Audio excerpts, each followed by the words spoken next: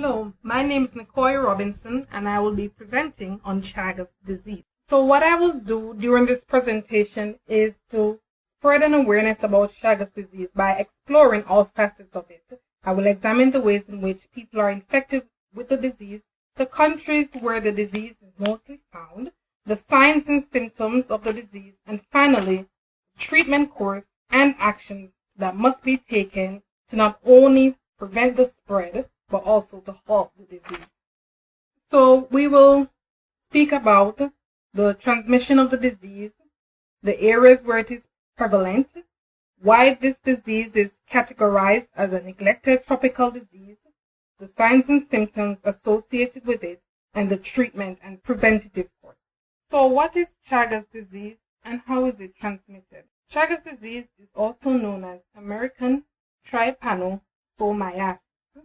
It is transmitted by a protozoan parasite known as Trypanosoma cruzi or T. cruzi. So what it does is causes an infection in the host through vectors known as triatomine bugs. When this bug bites an animal or person infected with the disease, the parasite will enter the feces of the bug.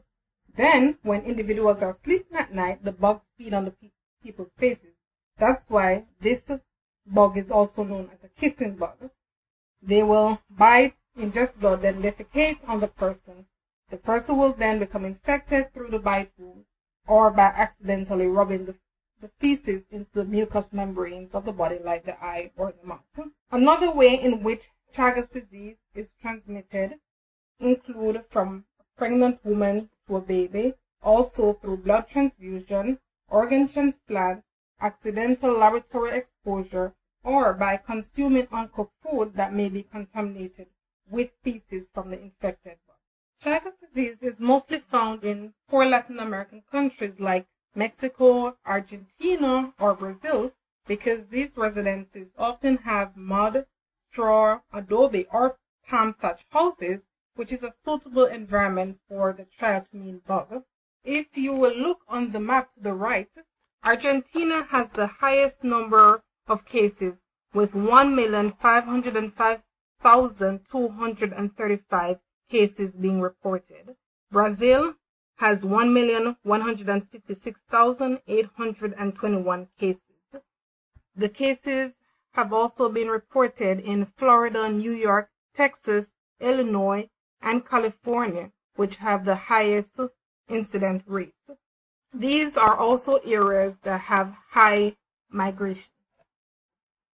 So Chagas disease falls into the category of neglected tropical diseases. And these kinds of diseases are prevalent in areas of the world that are poor or remote.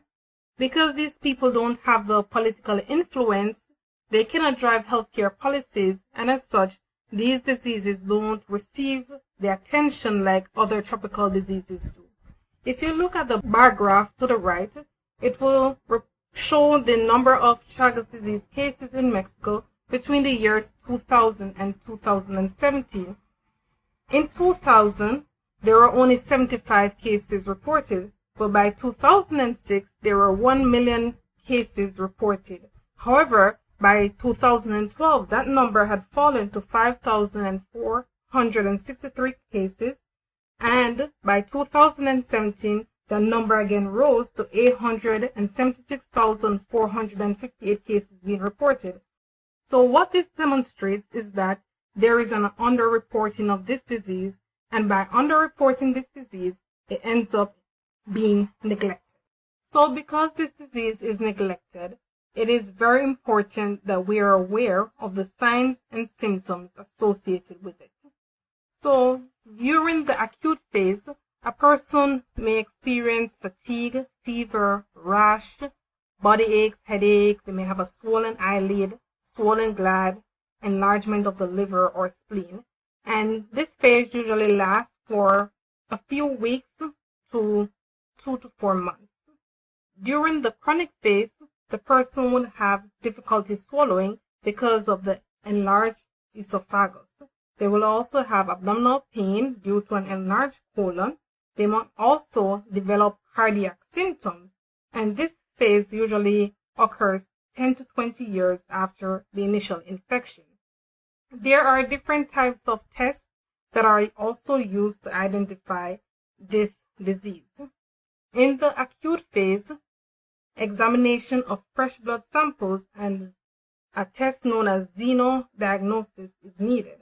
However, in the chronic phase, Western blot and indirect immunofluorescence are two of the many tests that are required. An EKG, chest X-ray, echocardiogram, abdominal X-ray, and upper endoscopy. And lastly, screen blood donors for this disease. In order to treat Chagas disease, there are two primary medications that are used. There is benzimidazole and nifurtimox. These medications are almost 100% effective if used in the early stages of this infection. However, it is important to note that nifurtimox is contraindicated for patients with psych and neuro disorders, and both medications are contraindicated for pregnant women and individuals suffering from kidney or liver failure.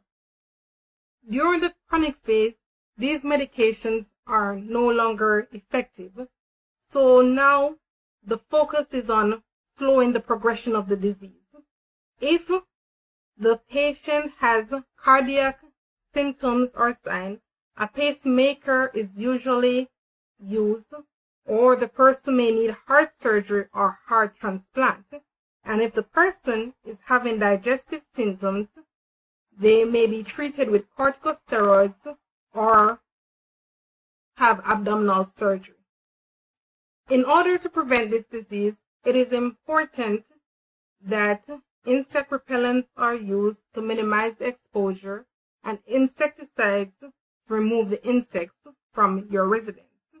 Use also insecticide soap netting over your bed. And if possible, avoid sleeping in mud, thatch, or adobe houses, as they are more likely to harbor triatomine bugs, which are vectors for the protozoa. Also, use good hygiene practices in food preparation and keep a clean house. And lastly, screen blood donors for this disease. Currently, 6 to 8 million people have Chagas disease worldwide, and it is gaining more attention as a tropical disease. However, a dearth of knowledge still exists. While there is no vaccine yet available to combat this disease, the evidence shows that early identification of the symptoms through adequate information and testing will not only halt the proliferation of this disease, but will also prevent thousands of deaths. These are the references if you need more information. Thank you very much.